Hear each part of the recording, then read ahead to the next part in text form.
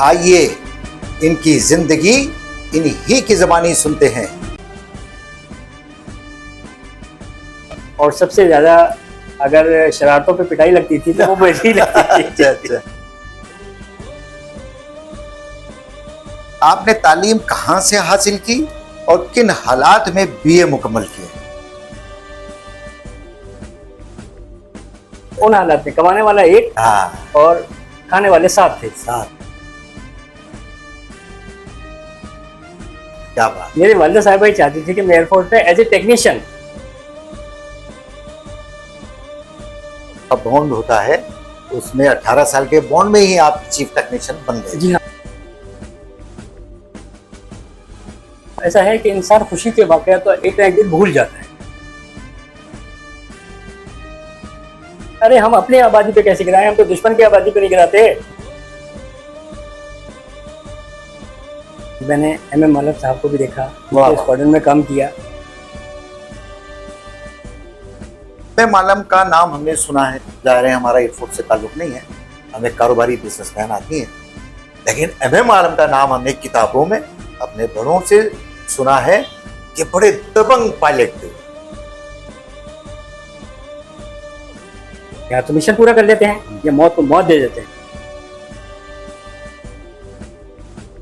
बड़े बड़े सीनियर, बड़ी बड़ी पूछे वाले भेजे गए चुन के। जी जी। पाकिस्तानी जहाज को देखते हैं, हाथ पैर फूल जाते हैं। अपने मुल्क का जहाज दुश्मन के इलाके में नहीं जा सकता, कोई छीन के नहीं ले जा सकता। अच्छे से अच्छे जहाज उनको दे दें, जज्बा कहाँ से आएगा? क्या बात। अगर मेरी आवाज जा रही है सरहद पार तक तो सुन लें, गलती मत करना। हमारी फौज अमन पसंद फौज, रातों को चुपी चुपी हमले नहीं करते। घर बता के गया था, एक काम करूंगा, या तो मिशन कंप्लीट करूंगा वरना नहीं आऊंगा। हमारे वतन को और खुसूसन एयरफोर्स को जो इज्जत दी, वाह वाह, रूह खुश हो गई। आपकी गुफ्तगू सुनते तो मुझे भी बहुत जज्बात आ रहे हैं कि मुझे भी एक जहाज मिले और मैं इंडिया में ले जाके कूद जाऊं। वो अभी तक 1980 वाले दौर में है, उससे पता ही नहीं है कि ये 2025 चल रहा है।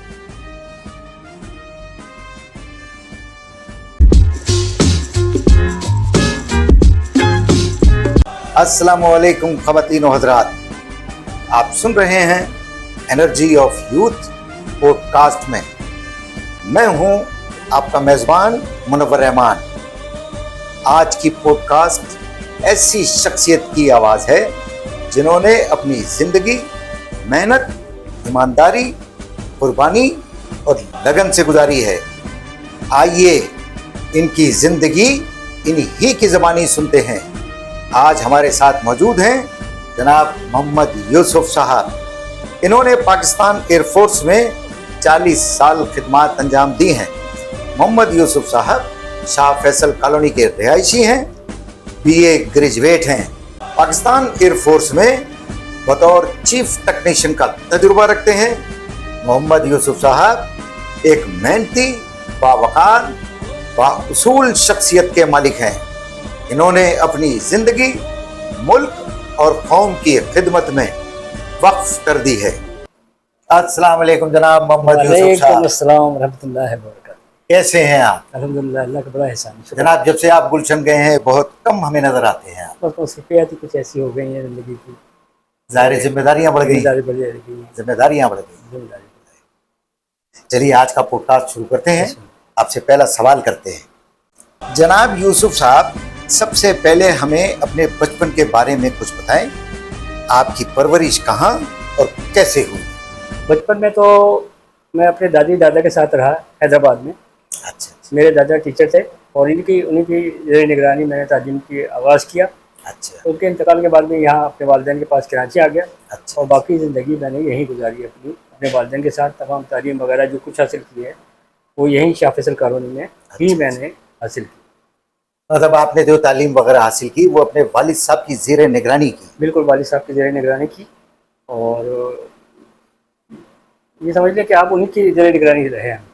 तो उसके बाद अच्छा अच्छा, मतलब उनका जो आपका बचपन के मुतालिक जैसे पूछा जा रहा है, तो आपके बचपन के साथ वालिद साहब का क्या रवैया था? हाँ, वालिद जब से मैं यहाँ कराची आया, जब भी वालिद साहब मेरे कहीं भी जाते थे तो ऐसा नहीं हो सकता कि मैं उनके साथ अटैच रहूं। अच्छा, ये तो बड़ी अच्छी बात मेरे भाई बहनों में वाहिद मैं ही था है। अच्छा अच्छा कि मैं ही उनके साथ अटैच होता था। हम्म, और सबसे ज़्यादा अगर शरारतों पे पिटाई लगती थी तो वो मुझे ही लगती थी। अच्छा अच्छा बाकी किसी बहन भाई की कभी शायद मुझे याद नहीं पड़ता कोई पिटाई लगी हो। अच्छा अच्छा, और उनकी ये पिटाई ही आज मुझे इस मुकाम पे, इस मुकाम पे कि आज आपका जैसा बड़ा चैनल जी भी मुझसे आज इंटरव्यू ले रहा है जी जी, मेरी ज़िंदगी के मुतालिक।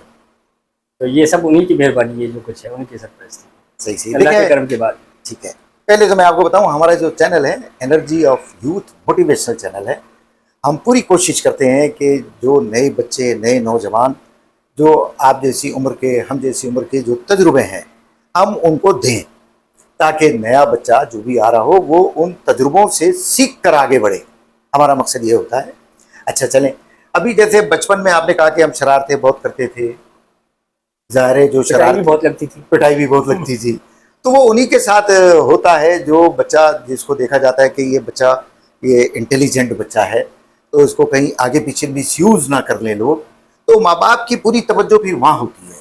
बस ये समझ लें कि आप उनकी नज़र में, मैं अपने आप को तो नहीं कहता, शायद उनकी नज़र में मैं कीमती बच्चा था उनके लिए। अच्छा, तो वो बचा के रखते थे। दरअसल वो पिटाई नहीं करते थे, हाँ, वो बचा के रखते थे। जैसे कि आज आपका चैनल मोटिवेशन चैनल है, आप भी वही काम कर रहे हैं कि लोगों को मौजूदा जो बिगड़े हुए हालात हैं उसमें बचाने की कोशिश करते हैं, जी हाँ। नौजवान को मोटिवेट करते हैं। बहुत बड़ी बात है, मैं आपके सारे प्रोग्राम में देखता हूँ माशाल्लाह से। अच्छा, आपका बहुत शुक्रिया, आपने हमारे चैनल के मुतालिक बड़ी अच्छी तारीफ की है हमारी, आपका बहुत शुक्रिया। अब नेक्स्ट सवाल आपसे करते हैं, अगर इजाज़त दें। जी जी बिल्कुल बिल्कुल।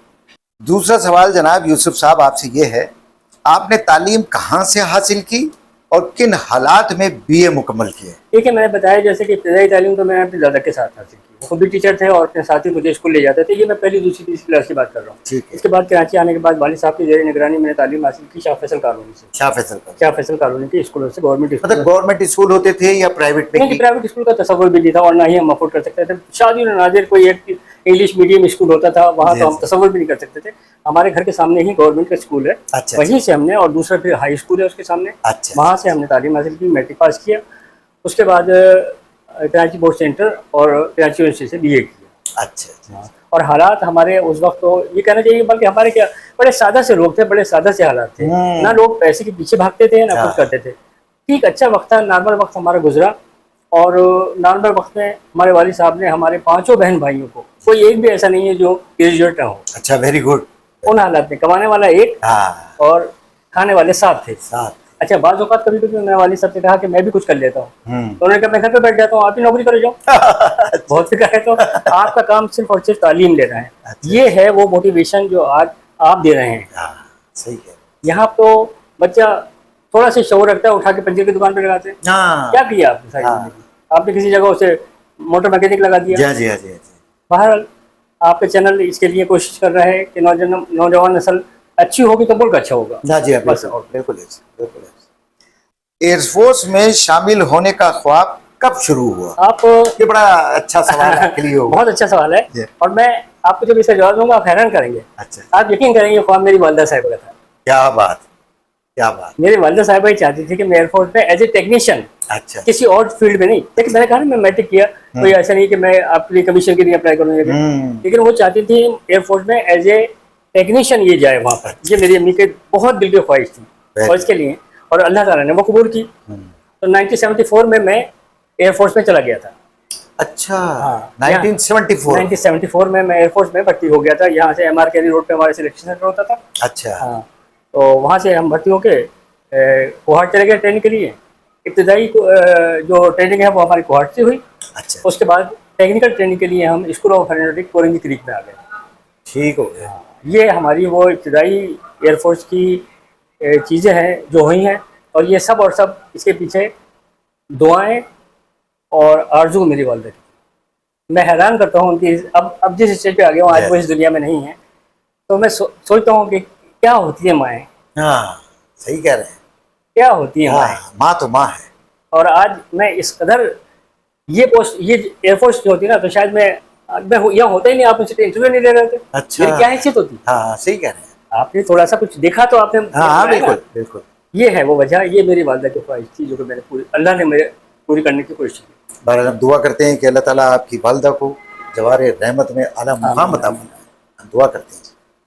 चलें, अब दूसरी बात उसमें ये बताइए जनाब यूसुफ साहब, एयरफोर्स में आपकी पहली पोस्टिंग कहाँ, इब्तदाई दिन कैसे गुजरे?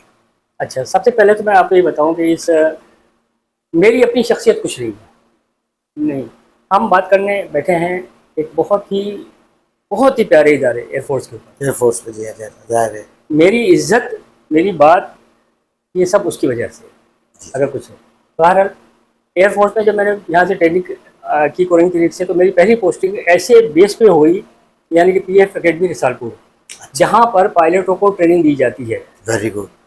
और मुझे सबसे पहले जो जहाज़ मिला, अच्छा। जिस पे मैंने काम किया, अच्छा, आपने शायद कभी देखा भी ना ऐसा हो जहाज़ कि जिसके मेन जो पहिए होते थे दो, जी हाँ, जी जो हाँ। पीछे होते हैं, ये आगे होते थे। अच्छा। और एक जो पहिया नोज आजकल होता है गियर, जी हाँ, वो जी। टेल पे होता था। अच्छा। और ये जहाज जब चलता था अपने पार्किंग पॉइंट से टुवर्ड्स रनवे, तो ये यूं करते हुए जाता था जिगजैग की सूरत से। Zigzag। पायलट कभी इस साइड से देखता कॉकपिट से, कभी इस साइड से कॉकपिट से अच्छा देखता। अच्छा अच्छा। इस जगह से हमने एयरफोर्स का आगाज किया। ये मेरी पहली पोस्टिंग रिसालपुर की थी। इसके बाद वहीं पर ही वो फिर जहाज ग्राउंडेड हो गए, उसकी जगह मशाक जहाज आ गए और T-37 पहले से ही मौजूद थे। तो इन दो जगहों पर भी, और ये तीनों के तीनों जहाज टोटल पायलट को ट्रेनिंग देने के लिए होते हैं। जैसे नया लड़का आता है जैसा कि और वहाँ से पहले दिन से लेकर वहाँ पायलट बनके वहाँ से निकलता है। ठीक। तो मुझे बहुत ही अच्छी तरीके से ये बात पता है कि पायलट बनते कैसे। हाँ जाहिर है। एक बच्चा आया है, हाँ। सही तरीके से कार चलाना नहीं आती उसे, जी हाँ। तो जहाज उड़ा रहे हो हाँ। कैसे। हाँ। ये तमाम चीज़ें मुझे बहुत, क्योंकि मैं उन्हीं जहाज़ों की प्री पोस्ट फ्लाइट करता था। ये इब्तदाई चेकिंग होती है, वो करता था, वापस आते थे दोबारा उनकी पे थ्रू फ्लाइट करते थे। तो ये चीज़ें मुझे, और हर वक्त कैडेट जो होते थे उनसे वास्ता पड़ता रहता है, इंस्ट्रक्टर के साथ कैसी डीलिंग कर रहे हैं, कैसी ट्रेनिंग कर रहे हैं। ये इतने, ये इंस्ट्रक्टर इनको हीरा तराश कैसे रहे हैं। अब मुझे वो चीज़ें याद आती हैं, पता चलता है कि वाकई में इसको तराश के क्या बना देते हैं। हाँ मतलब बड़ा काम करती है। बड़ा, बहुत बड़ा ज़्यादा। काम करती वो वाहिद बेस है रिसालपुर, पीएफ एकेडमी रिसालपुर, जहाँ पर पायलटों की सिर्फ और सिर्फ पायलट की तरबियत दी जाती है और पायलट को पायलट बनाया जाता है। एक लड़के को पायलट बना के निकालते हैं। तो ये मेरी पहली पोस्टिंग थी। ठीक। यहाँ से, यहाँ का अपना वक्त पूरा करने के बाद हमें एडवांस टेक्निकल ट्रेनिंग के लिए दोबारा कोरंगी आना पड़ता है। अच्छा अच्छा। यहाँ पर मैंने डिप्लोमा ऑफ एसोसिएट इंजीनियर किया। अच्छा, वेरी जो कि गुड। मुझे वहाँ से मिला ट्रेनिंग करने के बाद। ट्रेनिंग के बाद। उसके बाद मुझे मसरूर बेस पर पोस्टिंग कर दी गई। अच्छा। वहाँ लड़ाका स्क्वाड्रन में मेरी पोस्टिंग हुई। अच्छा। अब आप कहेंगे लड़ाका स्क्वाड्रन क्या होता है? हाँ, जो बिल्कुल। फाइटर जहाज जो होते हैं, ठीक है।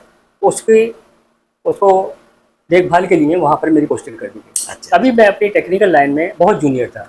अच्छा, जाहिर है उस वक्त 74 की बात है। आहिस्ता आहिस्ता ग्रो हो रही, और इसके बाद ये आहिस्ता होता रहा, मुख्तलिफ इम्तहान होते रहे, मगर इम्तहान पास किए हम आगे तरक्की नहीं कर सकते। एयरफोर्स का उसूल है। अच्छा अच्छा। आपको लाजमी पढ़ाई बहुत ज़्यादा है, हर मतलब कदम पे। इंटरनल जो आपके यहाँ तालीम है वो वक्फे वक्फे से होती रहती है बगैर तालीम एयरफोर्स के अंदर। हाँ, बगैर तालीम के हो नहीं सकता। इक्विपमेंट चेंज हो तो ट्रेनिंग, अच्छा। आपने अपना रैंक आगे वाला लेना है, गड्डी हो गए तो उसके लिए आप पहले आप वहाँ से पढ़ें किताबें, इम्तहान दें। अच्छा। और इम्तहान ऐसा नहीं, वहाँ तो 2 नंबर तो है ही नहीं ना। हाँ, नहीं, एयरफोर्स आप ये हैं तो आगे, वरना नहीं, जी हाँ, जी हाँ। हो ही नहीं सकता है इसके लिए। तो इस तरह होते होते होते होते अल्लाह ताला ने चीफ टेक्नीशियन तक, जो मेरी एयरफोर्स की मियाद थी 18 साल का बॉन्ड था मेरा, जी जी। उसमें यहाँ तक बन सकती, तो अल्लाह ने मुझे यहाँ तक पहुँचा दिया। अच्छा अच्छा अच्छा। तो मतलब आपने जो आपका बॉन्ड होता है उसमें 18 साल के बॉन्ड में ही आप चीफ टेक्नीशियन बन गए। जी हाँ, वहाँ ये अगर आप सही चलते रहें तो लाजमी यहाँ तक बन जाते हैं चीफ टेक्नीशियन तक। अच्छा। इस दौरान मुझे B-57 एयरक्राफ्ट होता था, बम्बर एयरक्राफ्ट, अच्छा। उस पर काम करने का मौका मिला। और F-6 एयरक्राफ्ट था, उसमें तो काफ़ी अर्से काम किया। फिर उसके बाद चेंज हुए, चाइना की एक और टेक्नोलॉजी A-5 एयरक्राफ्ट आई भाई, ये बम्बर फाइटर थे जहाज, इन पर काम करने का बहुत ही मज़ा आया। बहुत ही कह लें आपके ऐसे, शायद ऐसा माहौल और ऐसी जो एंजॉयमेंट है ना, वो कहीं और नहीं मिल सकती। नहीं मिली। और जिम्मेदारी ऐसी कि 0% टॉलरेंस हो ही नहीं सकती। मिस्टेक हुई नहीं, मिस्टेक लेस आपको काम करना पड़ेगा तो सही है। क्योंकि जब भी एयरक्राफ्ट ऊपर जाता है ना तो जीरो डिफेक्ट पे जाता है। ये रह गया चलो अभी ले जाओ, ऐसा नहीं हो सकता।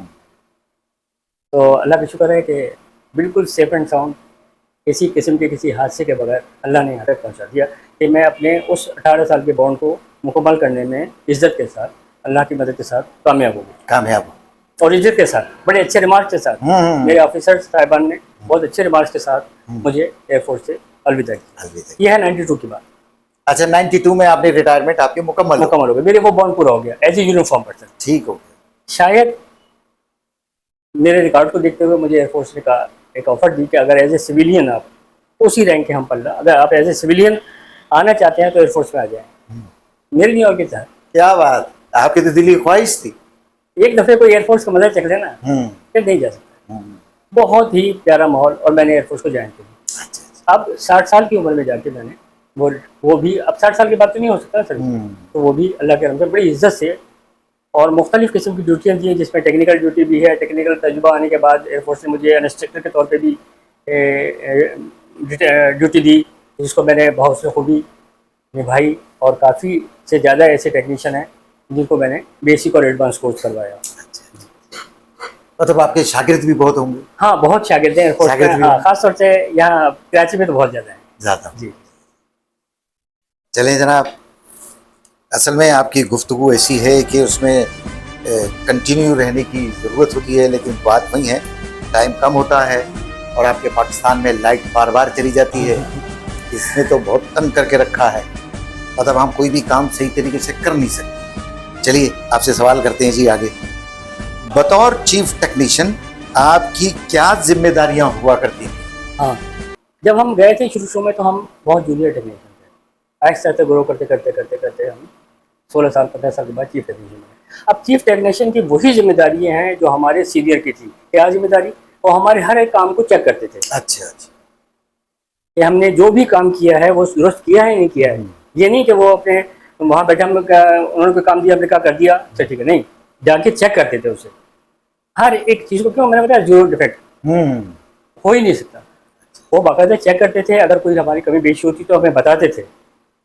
टेक्निकल ऑर्डर्स जो होते हैं उनको कहते थे इनको पढ़ो, इनसे रहनुमाई हासिल करो। अगर अपने ऊपर मत रहो कि नहीं मैं तो बड़ा चैंपियन हो गया हूँ तो ये मैं कर लूँगा, ऐसे नहीं। अच्छा, देखो किताबी क्या कह रही है, टेक्निकल ऑर्डर क्या कह रहे हैं, ये खेल नहीं है, ये जहाज है ये। तो इस तरह अब हम सुपरवाइजरी लाइन में आ गए थे। अब हम तमाम मुकाम जो हमसे जूनियर करते थे उनकी देखभाल करते थे। और ये बहुत बड़ी जिम्मेदारी है, क्योंकि अक्सर ऐसा होता था बच्चों से, जैसे हमसे भी कुछ गलती हो जाती थी और गलतियों से सीखा हमने भी, तो उनसे भी कुछ चीज़ रह जाती थी, उसको पकड़ना और उसको दुरुस्त करवाना ये बहुत। और अल्लाह का शुक्र है कि अल्लाह पाक मदद करते थे और ये हो जाता था सब काम। और आज भी ये काम बहुत अच्छी तरीके से होता है। क्वालिटी का शुबा होता है जो मजीद क्वालिटी चेक करता है। अच्छा, वो शुबा बिल्कुल बहुत एक्सपर्ट लोगों पे मुश्तमिल शुबा है जो मजीद उसको भी चेक करता है, यानी कि हमसे भी ऊपर एक शुबा होता है। अच्छा, वो चेक करता है। तो बड़ी जिम्मेदारी है। इसके अलावा भी एयरफोर्स के फिर और भी ड्यूटीज़ होती हैं चीफ टेक्नीशियन के बाद बाज़ औक़ात। इसके अलावा भी कुछ एडमिनिस्ट्रेटिव ड्यूटी होती है, वो भी निभाई। जो भी जैसी गवर्नमेंट ने ड्यूटी दी वो निभाते चले गए, अल्लाह का शुक्र है। मैंने कहा ना, अल्लाह ताला ने बड़ी मदद की और बड़ी खुशनसीबी से ये हमारा पीरियड मुकम्मल हो गया। असल में इसमें दो चीज़ें आपकी गुफ्तगू से मुझे अंदाज़ा हो रहा है। एक तो आपकी विल थी कि आप चाहते ये थे कि मैं एक अच्छा टेक्नीशियन बनूं, आपकी वालदा के लिहाज से या आपके अंदर भी जो मामला है आप चाहते ये थे, जिसकी वजह से अल्लाह ने मदद की। आपकी बिल्कुल बात सही है। सबसे बड़ी बात यह है कि हमारे जो सिखाने वाले लोग हैं ना, इंस्ट्रक्टर जिन्होंने हमें बुनियादी तौर पे सिखाया, बहुत ऊंचा म्यार था उनका। अच्छा, बहुत ऊंचा म्यार था। मैं उनकी क्या तारीफ में उनके अल्फाज कहूँ, वो कहते थे कभी झूठ नहीं बोलना।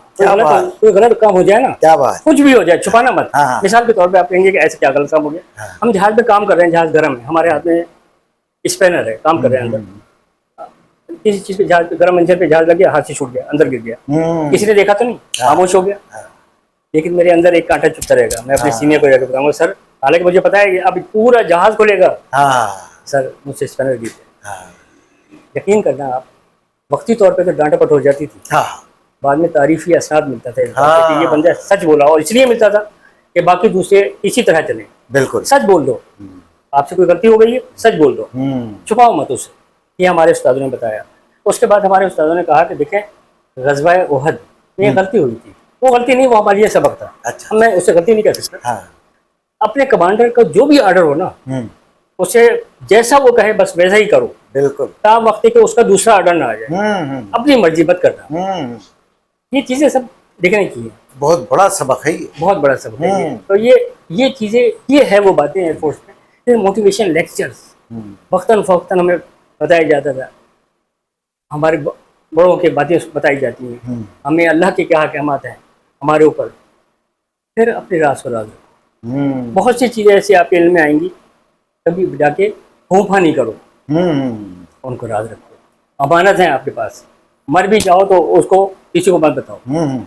और ये जज्बा आहिस्ता आहिस्ता जब हम अपने बड़ों को देखते थे ना, ऑटोमेटिक हमें आ जाता था, खुद ब खुद आ जाता था। और इतनी मोहब्बत हो गई उसके बाद कि जैसे कि क्या बताएं कि कितनी मोहब्बत।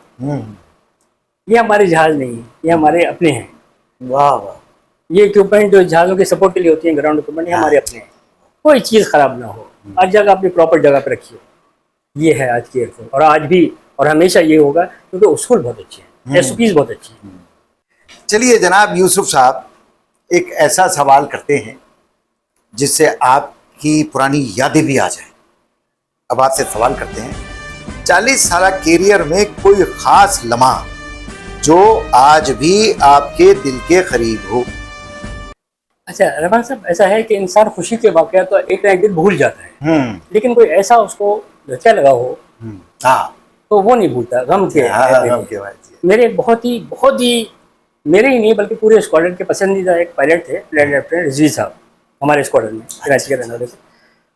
वो बहुत ही बहादुर पायलट और इंतहा से ज़्यादा सॉर्ट ऑफ ऑनर उन्होंने अपनी पासिंग आउट में हासिल की थी। सॉर्ट ऑफ ऑनर होती है तलवार, अच्छा, आगे लेके चलते हैं ना, ये बहुत बड़ा एहसास होता है। अच्छा। और सर उनकी काबिलियत का इस चीज़ से अंदाजा लगा, बहुत अच्छे पायलट थे। एक दफ़ा जहाज़ ले गए ऊपर और उस जहाज़ में लग गई आग। अच्छा।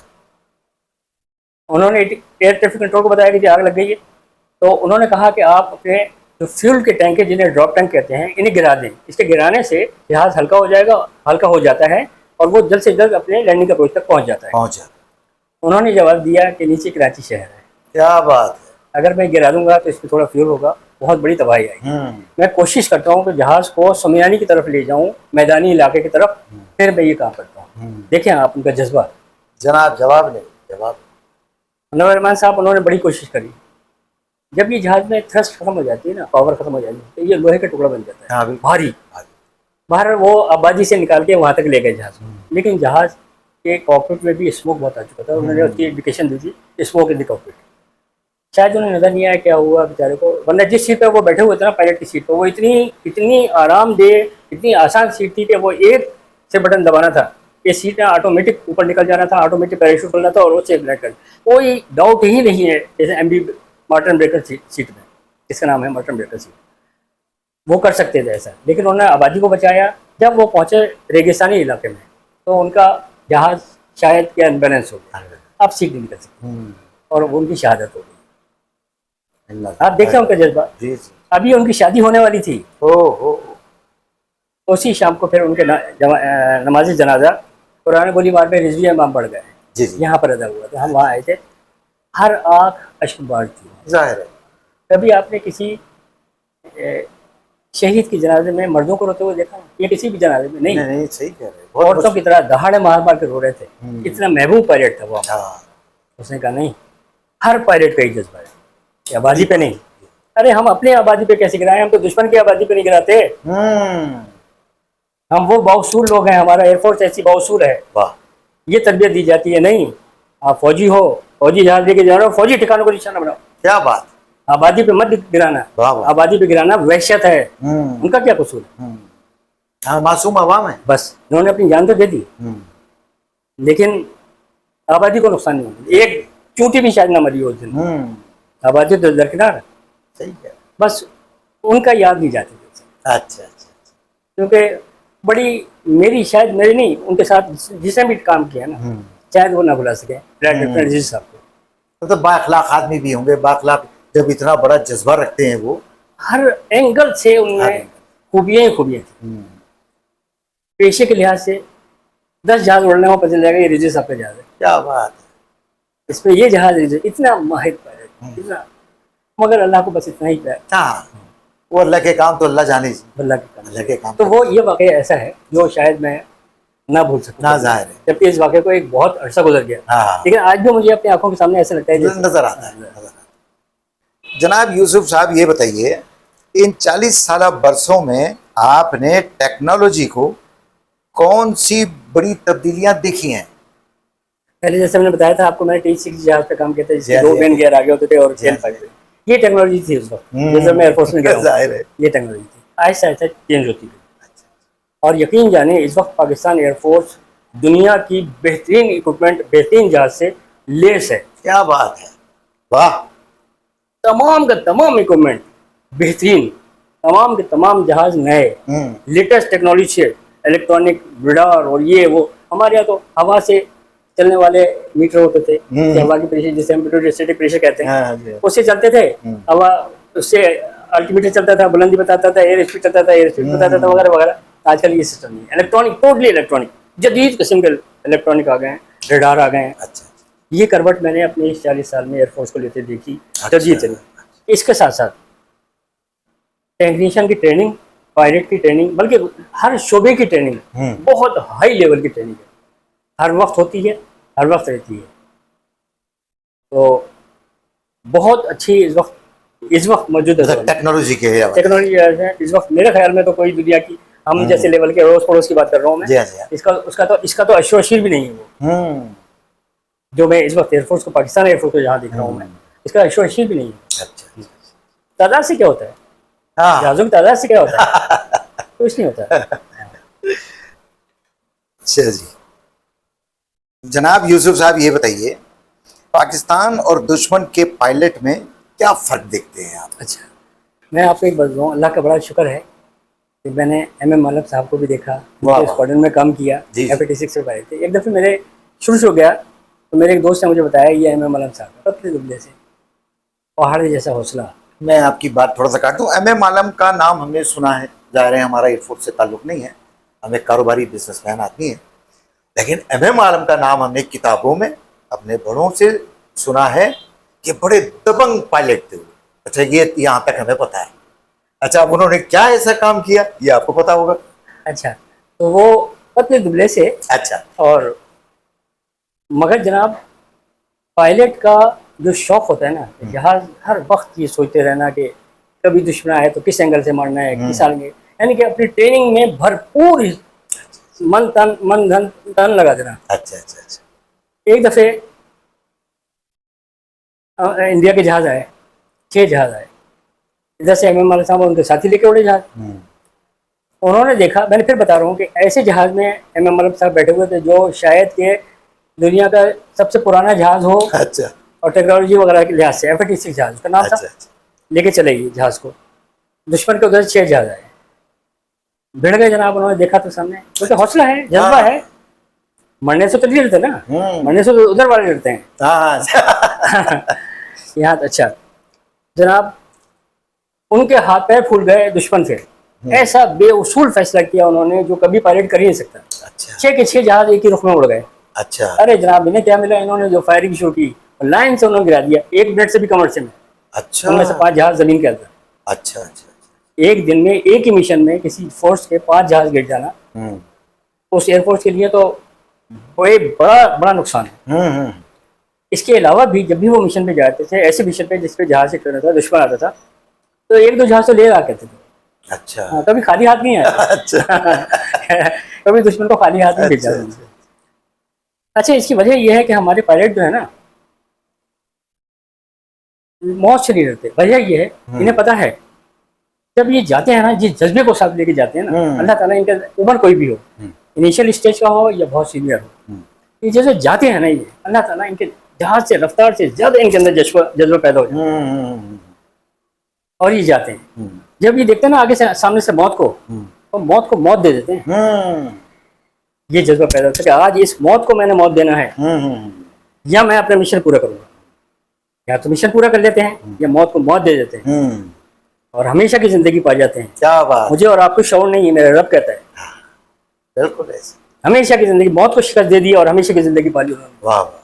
दुश्मन आता है ना, जब पाकिस्तान के जहाज देखता है, बड़े बड़े सीनियर बड़ी बड़ी पूछे वाले हाँ, भेजे गए चुन के, जी हाँ, जी हाँ। पाकिस्तानी जहाज को देखते हैं हाथ पैर फूल जाते हैं, हाँ। कूद जाते हैं हम्म, जान बचाने के लिए। जी हाँ। पाकिस्तानी पायलट नहीं डरता मौत से। छोटा सा बच्चा, खूबसूरत बच्चा लेके जा रहा है जहाज, उसे जब दोबारा होश आया, किसी तरह से उसे बेहोश करके मार के बेहोश कर दिया।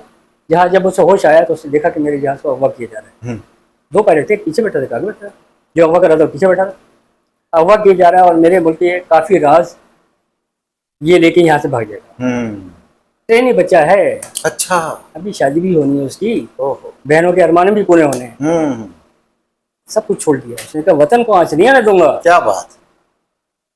मौत को गले लगाया, जहाज को जमीन से टकरा दिया। उसने कहा तुझे नहीं जाने दूंगा मैं, अपने मुल्क का जहाज दुश्मन के इलाके में नहीं जा सकता, कोई छीन के नहीं ले जा सकता। मतलब आप उसने जान दे दी है। जान दे दी और राशिद मिराज कहलाया।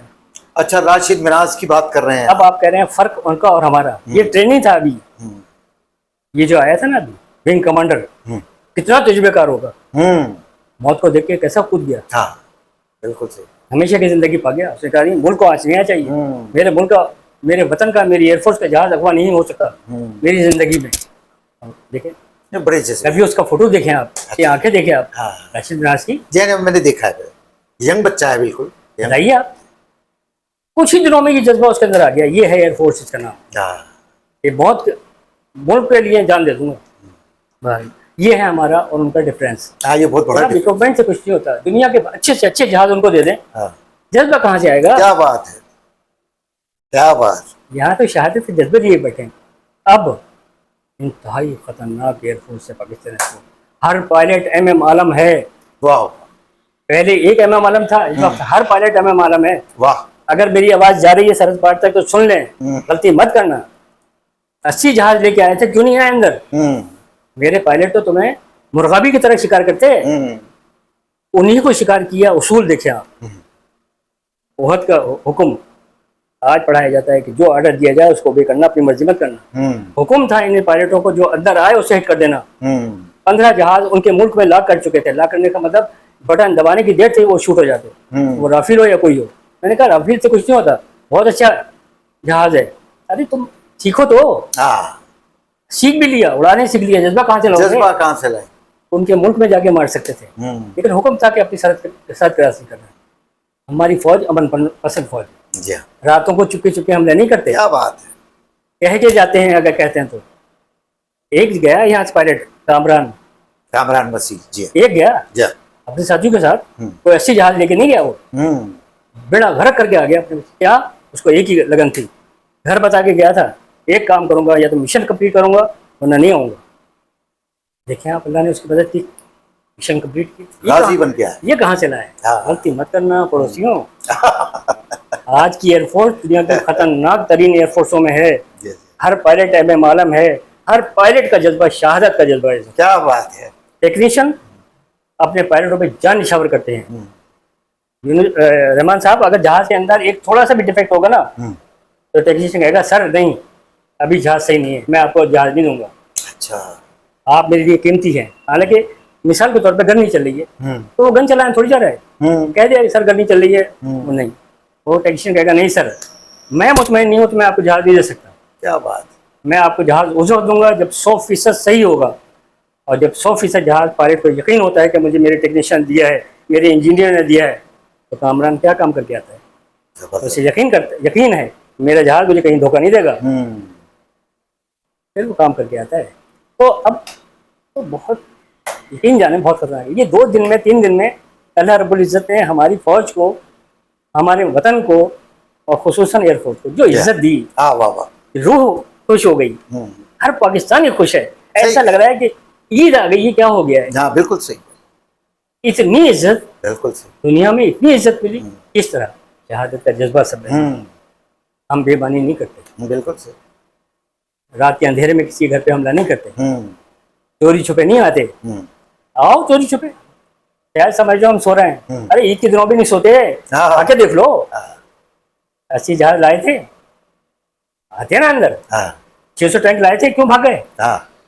अब 80 जहाज लाके तो कोशिश की थी अंदर आने की। जी हाँ, जी हाँ। आते, अगर मुर्गाबियों की तरह न मारते ना मेरे पायलट, हाँ। शायद ही कोई उसमें से वापिस जाता है रहमान साहब। वाह वाह।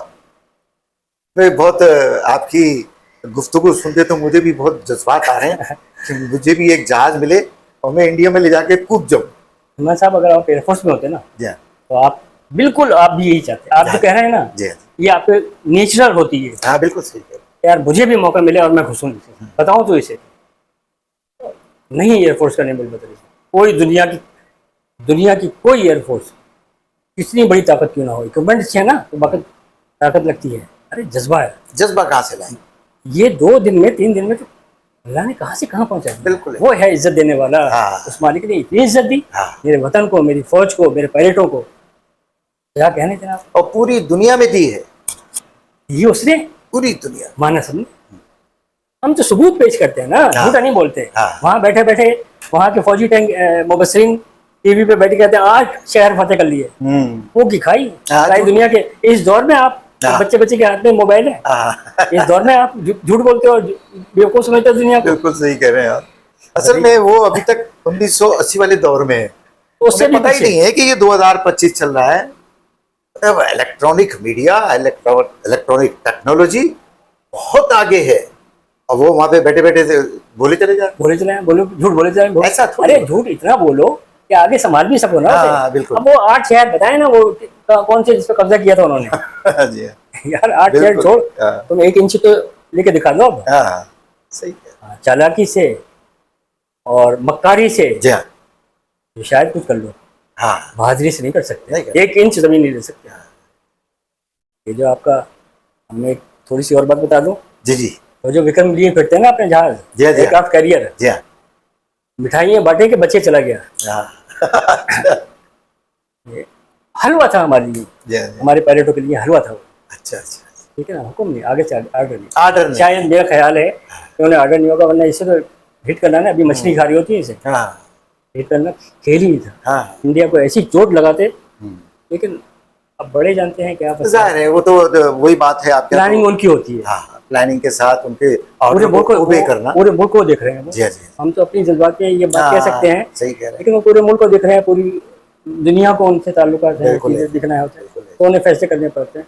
लेकिन जनाब, जो मुनव्वर रहमान साहब, मैं आपको बताऊं कि मैं इतने वाकयात सुनाऊं एयरफोर्स के कि कई बार सूरज निकले और गुरूब हो, वाकयात कम नहीं। इतने बहादुरी के वाकयात। ये सिर्फ वार में वाकयात नहीं होते, वार तो कई जाते हैं, मीडिया पे आ जाते हैं। अमन के ज़माने में भी बहुत सी ऐसी बहादुरी वाली बातें करते हैं ना। मैंने रिजवी साहब की बात बताई ना, जी हाँ, जी हाँ, जी। नहीं उन्होंने कहा, ऐसे लातादाद भरे पड़े हैं वाकयात, ऐसे बहादुर पायलटों के। जी हाँ, जी हाँ। आज की एयरफोर्स दुनिया की खतरनाक तरीन एयरफोर्स है। सही कह किसी ने गड़बड़ की रहे हैं। तो शायद दुनिया का नक्शा चेंज हो जाए।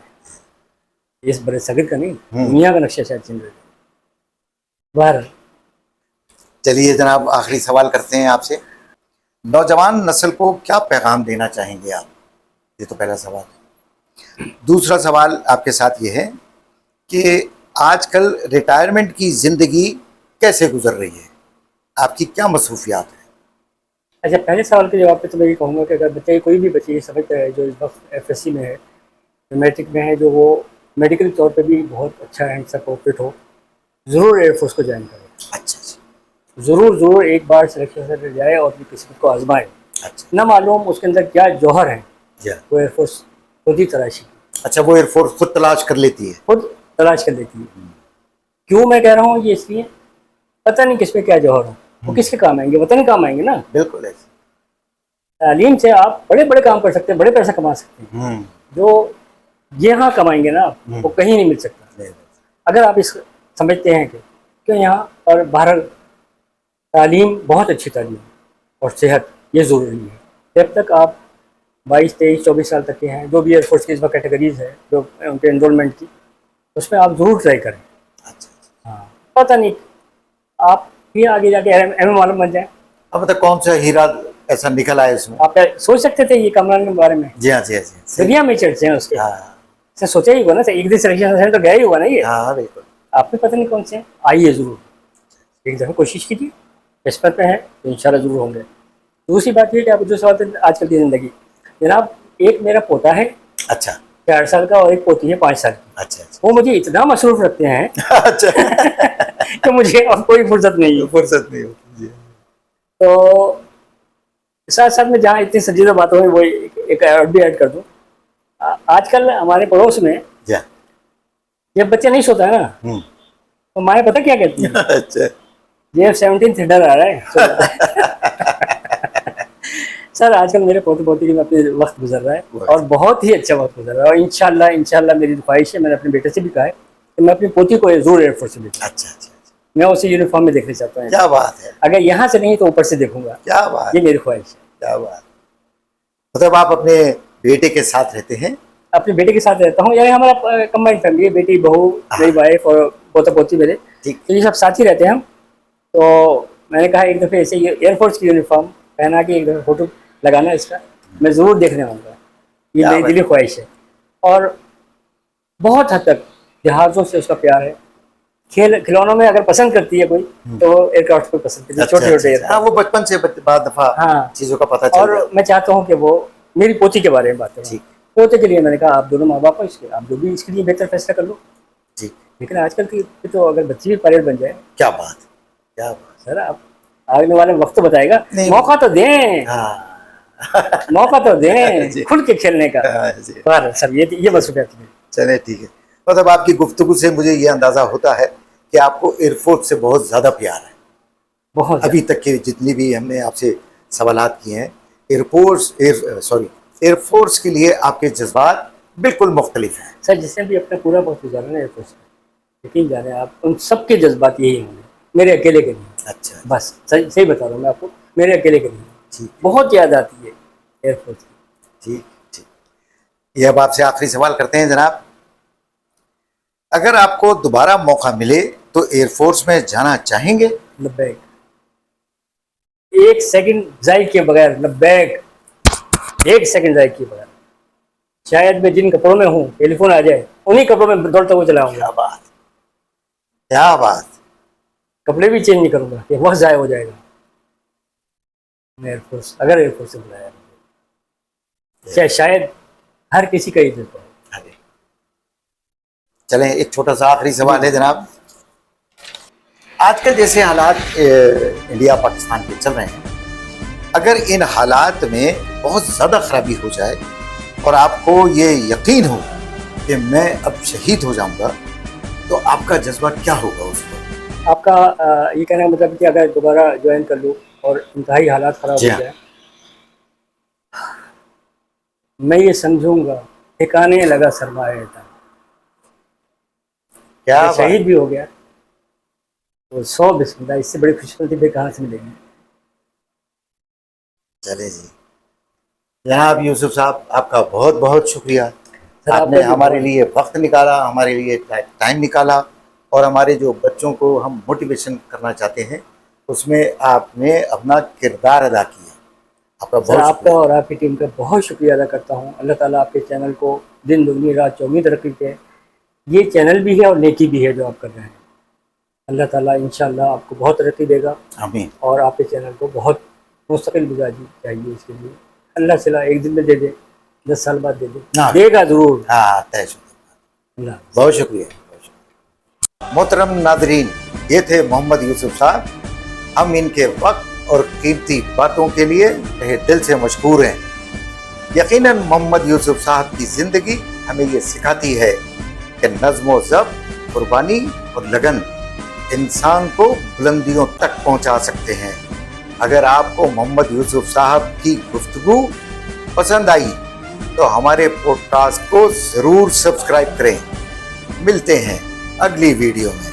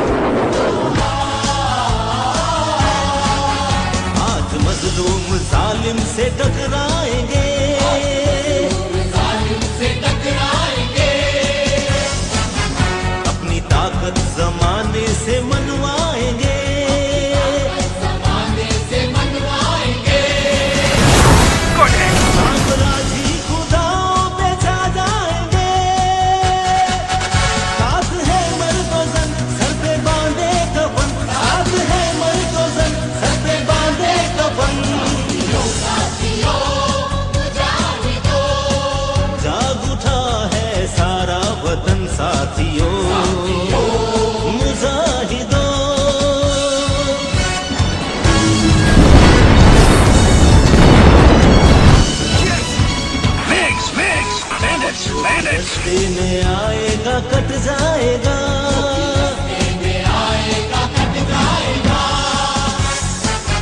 रंग का मैदान लाशों से पट जाएगा।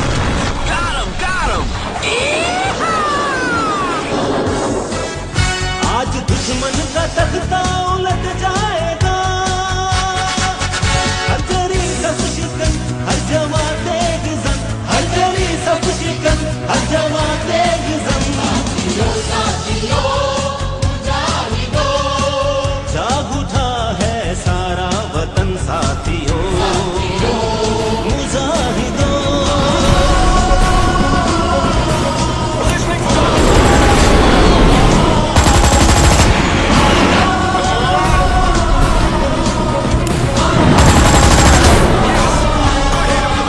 दिल में कुर्बान होठों पे तकबीर है,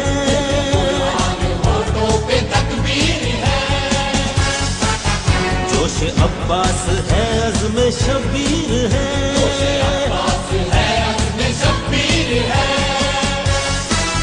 हर मुसलमान है दर की शमशीर है, सर पे साया फिगन दस्ते खैबर शिकन, सर पे साया फिगन दस्ते खैबर शिकन। जाग उठा है सारा वतन साथियों,